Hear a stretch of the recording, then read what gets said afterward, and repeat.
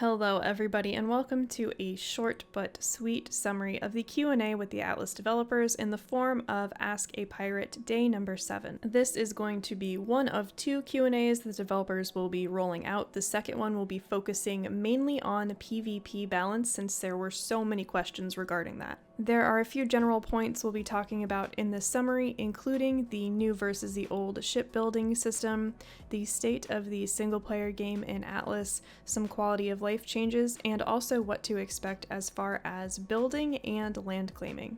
The first thing we are going to touch on is the new versus old shipbuilding system. The developers tell us here that there are no plans to remove the original ship system, which is very interesting because we were told over on the Atlas official Discord by a community manager that the plan was to replace the old granular system with new modular pieces. They state that they love the customization the original ship system provides and that they'll continue to support it for as long as possible, so that phrase does worry me a little bit.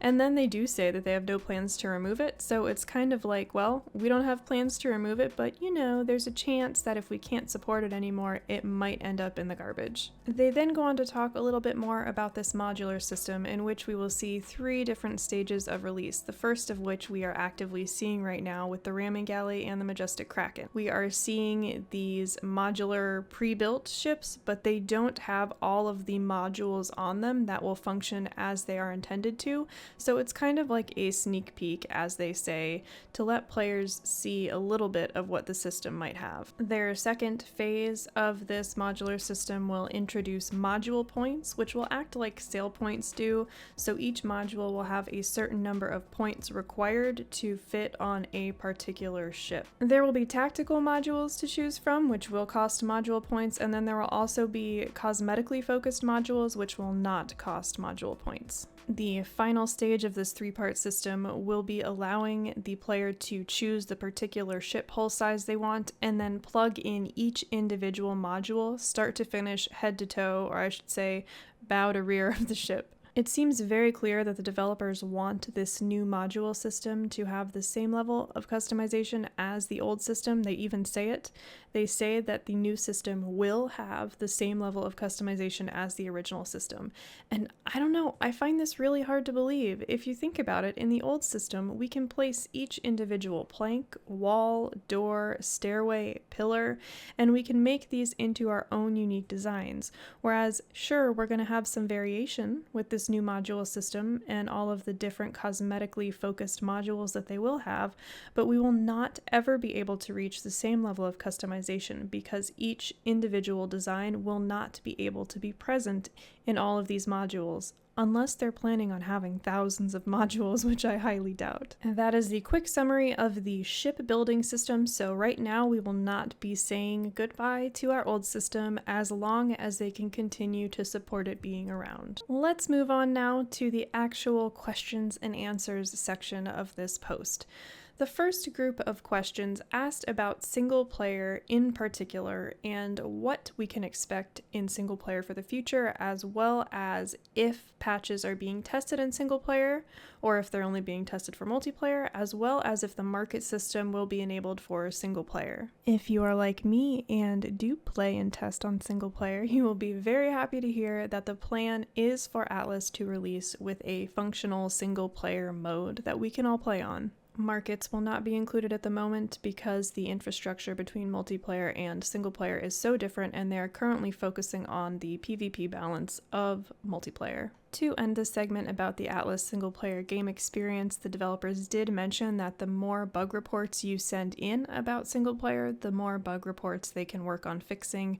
I know I am personally plagued with a ton of bugs on single player right now that have been around for probably over a year at this point, so I'm not crossing my fingers on that one as far as them focusing on single player, but maybe they can just start knocking them out so we can actually play the game instead of crashing out every 5 minutes. Now we will move on to questions about claiming the new claim system, as well as building and structure spam. The question asked about the new land claim system only included the lawless areas, so I'm not entirely sure what to expect when we do see the new area claim system, but what we did find out from this Q&A is that the new area claim system, as they call it, is meant to fill in some gaps and for now will live side by side with the existing island claim system. So basically, we are getting the old system that we already have for our islands, along with something that looks like it's being coupled with lawless areas to complete that.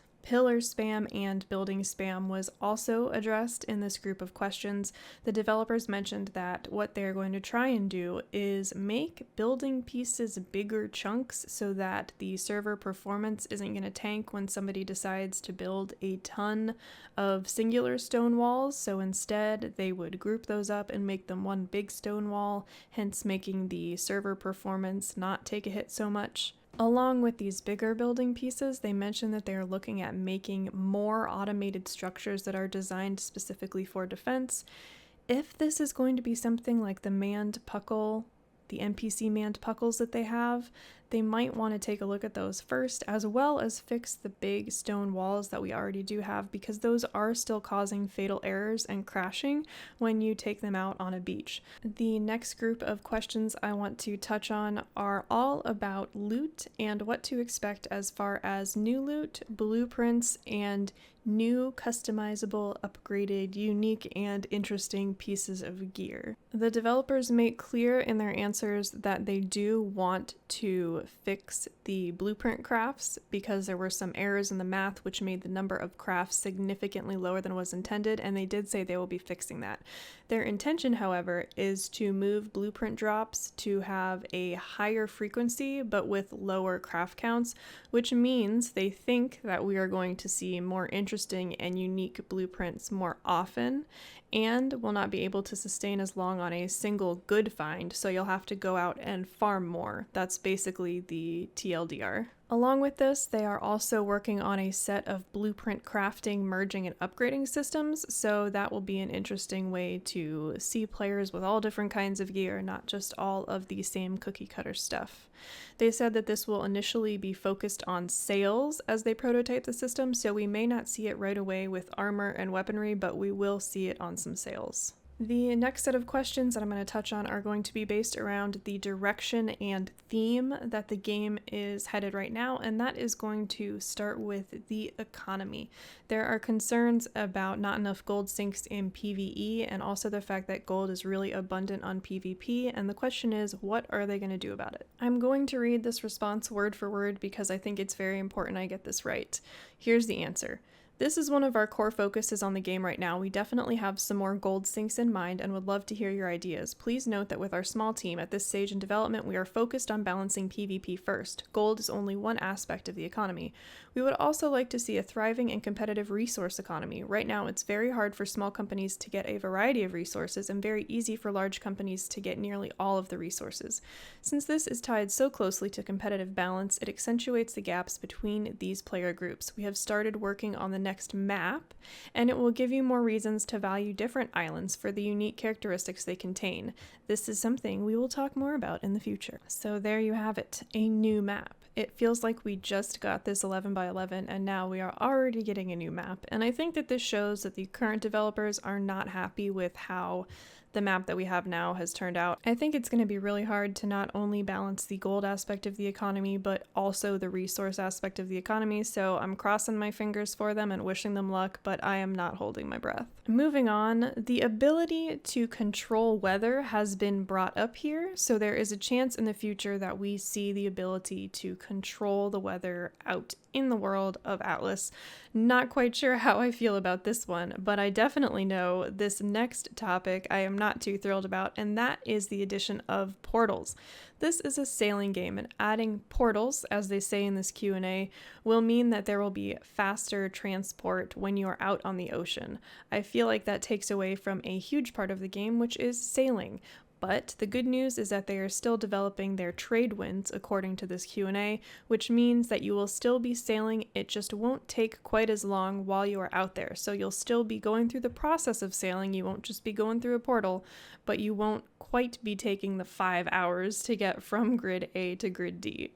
An exaggeration, I know, but sometimes it really does feel that way. I am going to wrap up this Q&A summary by touching on the last part about the direction of the game of Atlas, and that involves the fact that they are not actively looking to add factions to this game. They say they think that would be more suited to an MMORPG rather than a massively multiplayer survival PvP game. It's stated that they think the sea has never been more alive between all of the new ships, the sea forts, and the water tames, but I'm sad to say I have to disagree with that because none of those things have brought me more to the ocean. The sea tames aren't functioning as they are supposed to be. They're not following ships, so basically you just leave them out there. That's it. The sea forts are a tap and run, so you're not really out there for that long, and the new ships are not where they should be yet. So again, crossing my fingers, but not holding my breath. There was a shipbuilding survey included in this Q&A, so I highly suggest you go and click on the link. I will put a link to this Q&A in the description box of this video.